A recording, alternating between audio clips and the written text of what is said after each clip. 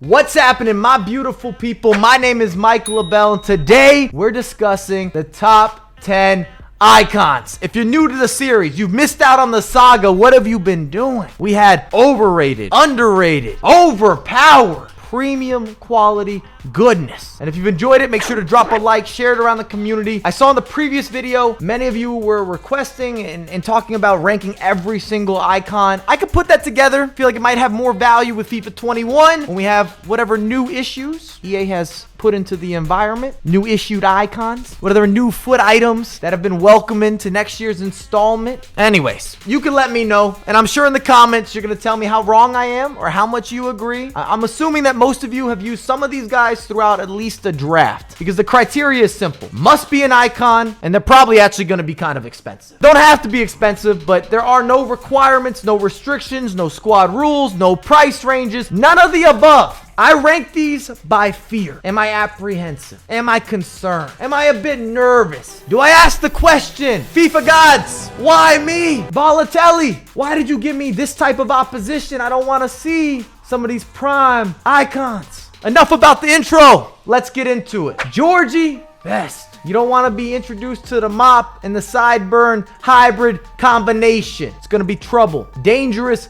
duo. Best is a premium attacker. I've used him in multiple attacking positions. He's versatile. Different variations. Whether he's going forward as a secondary striker, his traditional wing role, and attacking mid, he's not limited. Best is also better than the majority of Team of the Season released players, at least in the attacking realm. Icons are insured. Let me repeat, icons are insured. Where some of these foot items that we don't know anything about, we've never seen on display, they get an upgrade. They don't have the track record, the FIFA history. I didn't see what they were rented at beforehand, previously sold where. We're taking a shot in the dark. Maldini, arguably the greatest center back of all time. And in past FIFA installments, we've even seen him used in competitive events. Esports certified, much better than the weekend league. And this year, the reason that he's not in that frequent rotation, it's not even about the price points. It's because we're almost overwhelmed with choice for center backs. Just think about it for a second. And I've kept this on repeat. I listened to this record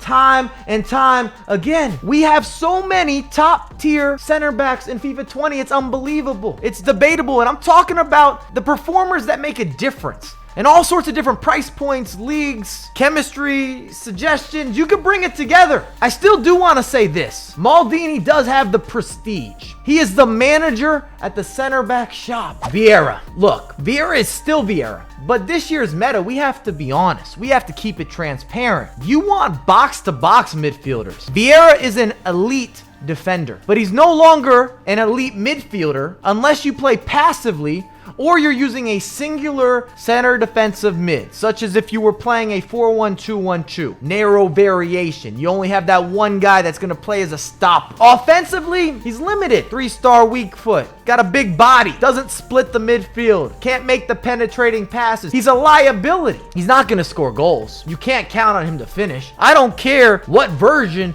of Vieira. The days of Vieira and Ruud Gullit as that ultimate partnership, the doorman, that's not what FIFA 20 is about. Unless you're one of those bus drivers that puts everybody on the back line, doesn't move your players on your own, doesn't take any risk, you don't play with any levels of aggression, then fine, so be it. But I want balanced midfielders, especially at this price point. Vieira would be, and still is, a top tier center back, but I'm not willing to spend 3 million coins on a center back. Dino, what? Filthy, dirty, disgusting, throw mud on the opposition. And also one of the few players that I actually enjoy using regardless of the type of FIFA we have to play. He's just delightful. He makes you smile on the virtual pitch. And if you date back some years, he was the cover star in some of the previous FIFA iterations. And they have his body type, his movement. It's nostalgic. It replicates greatness on the virtual pitch. You can't go wrong. And of course he has the skill moves. The way he does the elastico, the no-look passes, the flare, the in and outs, the high-low work rates. In a game of small gaps, Dino's gonna make that hurdle. There's a certain authenticity, maybe just an advantageous style that's personalized to Dino.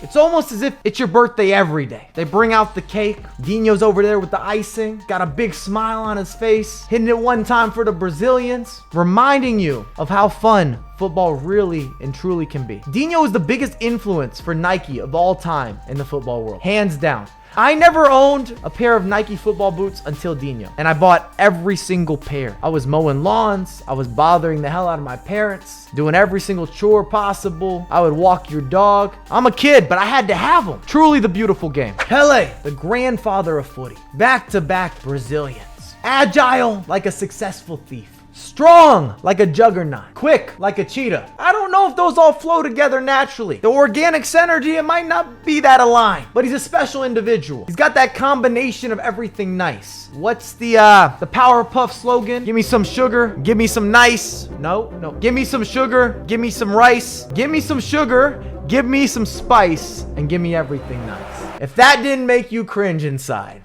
I have ruined that for you without a doubt. Did I mention he has 5-star skills?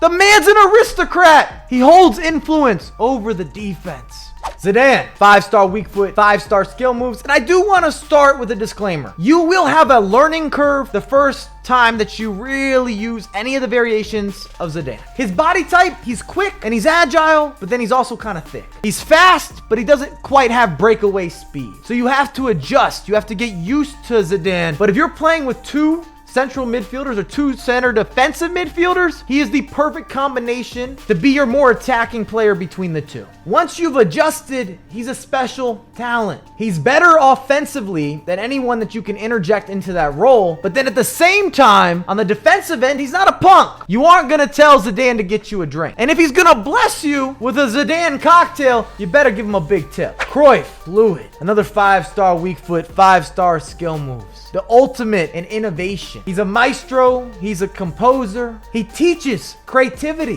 Cruyff has that Dino trait, or Dino has that Cruyff trait, where they're a pleasure to the game. You no longer need to see the dentist. You're going to get enough smiles from using these players. Offensive initiative. He has that in his heart. Unveils the plan. You don't need to watch Money Heist. Turn off Netflix. Ronaldo, R9, dumb nice. I'm a strong believer. People are put on this earth to accomplish things.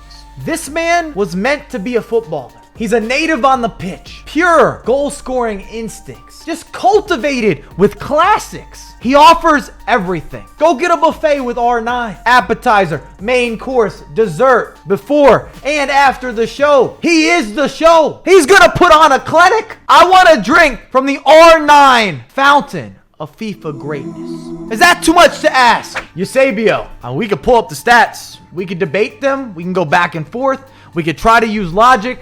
It's not very easy to explain. Yes, he has the 5-star weak foot, and he was easily the most dangerous man in Portugal. Even his real life stats look kind of ridiculous. They look inflated. Maybe it's a typo. 733 goals in 745 matches. But at the end of the day, if you get matched up against Eusebio, you will need a foot champs psychiatrist. You have to discuss your problems. Let it out. The beatdown that you took, unforgettable. He does what he wants, how he wants, when he wants, at any given time. Talk about your problems. If you're sweating late at night, that might be an issue. It could be Eusebio. He's keeping you up at night. Bad dreams, the momentum, the 90th minute. It's stressing you out. You know what he's all about. Off limits, ruthless, in a different life. He might have been a sniper. I'm just saying, could have been a ninja, paid for hire. I'm not trying to put that energy out there, but it's possible.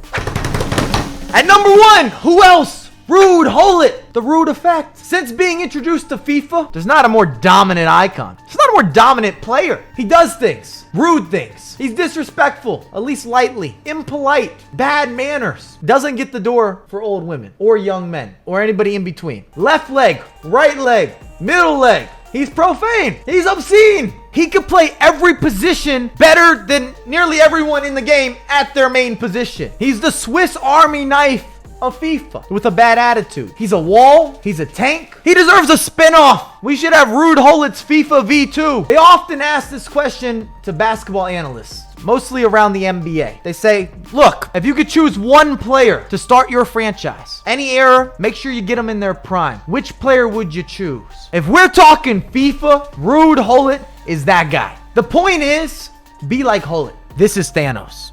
Thanks again for watching. If you enjoyed the content, make sure to drop some love. Remember, it is free to subscribe.